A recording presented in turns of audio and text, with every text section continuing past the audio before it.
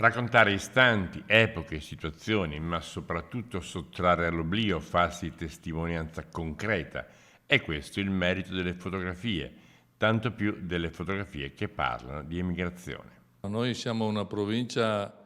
che ha più persone di origine bellunesi fuori dalla propria terra,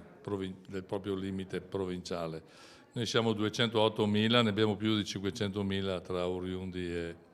persone che sono emigrate negli ultimi anni, quindi abbiamo 2 volte la provincia nel mondo. Eppure, nonostante questi numeri, l'immigrazione è sempre rimasta un po' nascosta, marginale, non solo nel dibattito politico, ma anche nella costruzione di una memoria collettiva comunemente accettata. Per certi versi si potrebbe dire che si sia preferito dimenticarsene. Limana è un comune di migranti, Limana ha dato tanto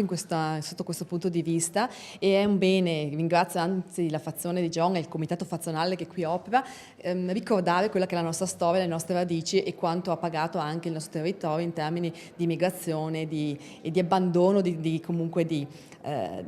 appunto di rapporto con quello che è il mondo dell'immigrazione in generale, insomma. Quello che offre lo straordinario patrimonio raccolto dal comitato frazionale di John e proposto nella mostra Vi ricordeu de noi, la storia dei nostri migranti, è una mostra forse piccola per dimensioni, ma di grandissima fascinazione. E oggi qui a Jaon il comitato ha veramente fatto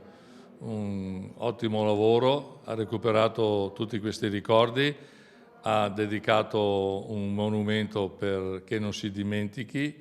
però mai come in questi ultimi 20-30 anni c'è stata la riscoperta da parte delle comunità locali e anche da parte di singole famiglie di recuperare un rapporto di conoscenza che spesso ormai era stato trascurato o dimenticato